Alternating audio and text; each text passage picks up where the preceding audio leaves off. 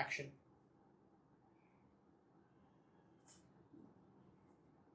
Hello, कथा bye श्रद्धा में आपका स्वागत है। जैसे कि सबको पता है, अभी तक लॉकडाउन चालू है।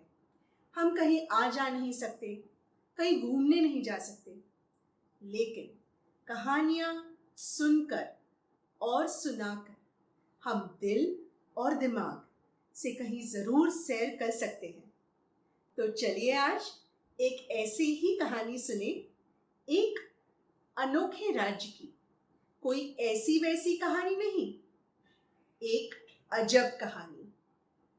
इस कहानी का नाम है बोंडापुर की एक अजब कहानी। ये कथा लिखी है शमीम पदमसी ने, चित्र बनाए हैं इस पुस्तक के अशोक राजगोपालन ने, और इसका इंग्लिश टू हिंदी अनुवाद किया है सुषमा जी ने।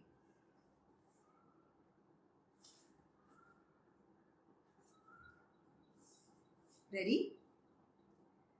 बहुत बहुत समय पहले एक छोटे से राज्य में रहते थे एक राजा, एक रानी और एक राजकुमार। राजा और रानी को खाने पीने का बहुत शौक था, पर राजकुमार को नहीं। हर रोज वह हंगामा खड़ा करता, बेकार, नहीं खाना, ले जाओ।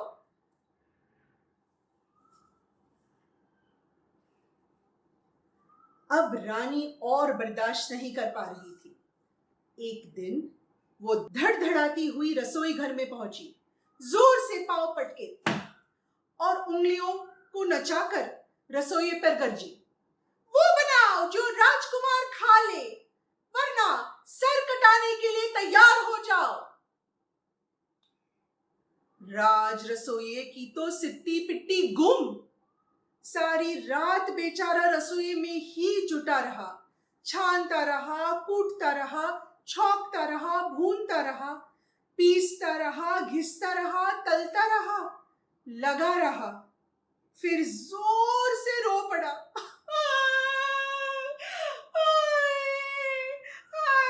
मैं तो मर गया।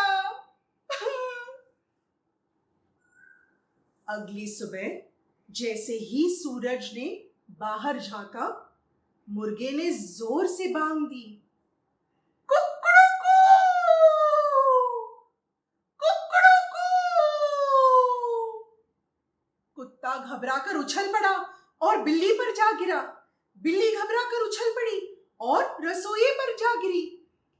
रसोइया भी घबराकर उछल पड़ा और हाथ से जा छूटी बेसन के घोल वाली चम्मच। गरम उबलते तेल में सुरसुराते हुए घोल फूलने लगा और हो गया गोल मटोल। रसोइये ने चखा, बाहर से तो कुरकुरा था और अंदर से नरम गरम। उसको तो बहुत पसंद आया। अब देखते हैं आगे क्या होता है। राज परिवार भोजन करने बैठा। रसोइया दरवाजे के पीछे खड़ा था, देखते हुए। अपना सिर उसने कस के पकड़ा हुआ था, कहीं रानी उसे धड़ से अलग ही न कर दे। गरम सुनहरे गोले राजकुमार को परोसे गए। उसने एक लिया हाथ में और सूंघा। फिर उसने चखा। फिर पूरा का पूरा गोला मुंह में गड़प, गड़प 1, गड़प 2, गड़प 3, 4, ठूसे हुए मुंह से वह बुदबुदाया, हाँ, बहुत उम्दा। राजा ने भी घोषणा कर दी। नहीं, उसने कहा बोंडा। रानी खुशी से चिल्लाई, ये बोंडे हैं। जी हाँ, बोंडे। रसोइया जल्दी से बड़बड़ाया और रसोई घर में भाग गया।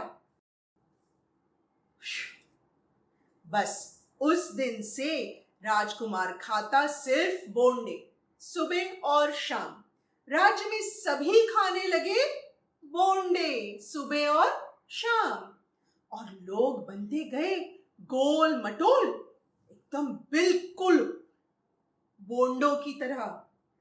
वे दरवाजों में फंसने लगे, ना अंदर जा सकते थे ना बाहर आ सकते थे, इतने गोल बन गए थे। इसलिए उन्होंने बना डाले गोल गोल घर, जिनके थे गोल गोल दरवाजे, पलंग गोल, कुर्सियां भी गोल गोल।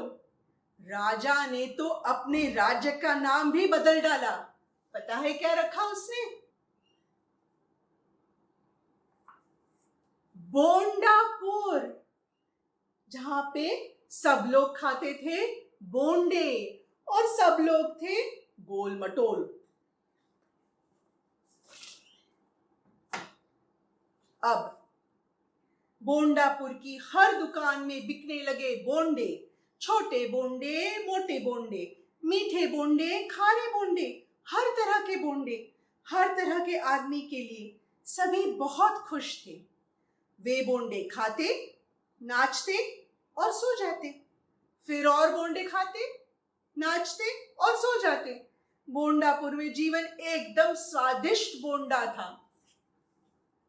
लेकिन पड़ोसी राजा के पास जब ये खबर पहुंची तो वो बहुत परेशान हो गया। उसके राज में तो लोग दुबले पतले से थे, लंबे उदास चेहरों वाले। वो चाहता था कि वो भी खुश हो जाए, गोल मटोल हो जाए बोंडों की तरह। मैं बोंडापुर हथिया लूंगा, उसने तय किया।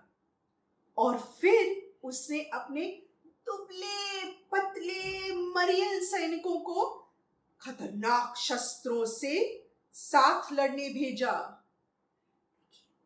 कितने दुबले पतले हैं सब, घोड़े भी दुबले पतले थे। मेरी सेना को बुलाओ, बोंडापुर के राजकुमार ने अपने मंत्री को आदेश दिया।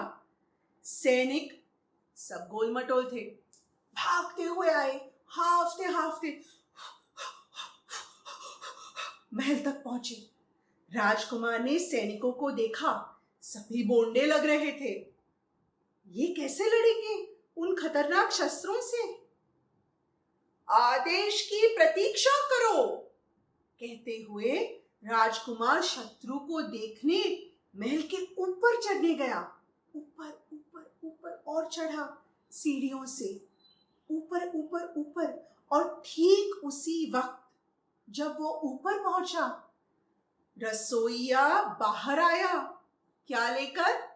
गर्मा गर्म बोंडों का थाल लेकर। जो राजकुमार को बहुत पसंद थे, तो राजकुमार ने फट से मुड़कर देखा और वो गिर पड़ा सीढ़ियों से। डम भड़म थड़म थड़म थड़म, और सीढ़ियों से गिरा और गेंद की तरह उछलने गया। उछलने लगा, बाउंस करता है ना बॉल कैसे, वैसे ही बिल्कुल। देखो, भड़म थड़म थड़म पू। और मंत्री जी ने क्या सोचा? राजकुमार ने आदेश दे दिया है, आक्रमण करना है। ओ, आदेश मिल गया, मंत्री ने कहा। सावधान, सेना तैयार, उछलो। उसने सैनिकों को आदेश दिया।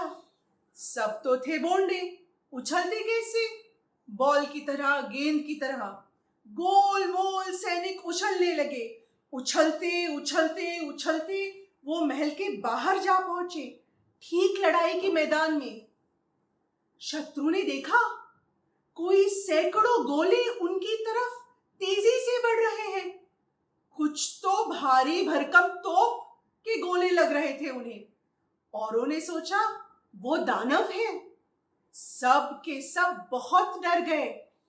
उनको पता ही नहीं था कि ऐसा भी कोई शस्त्र होता है।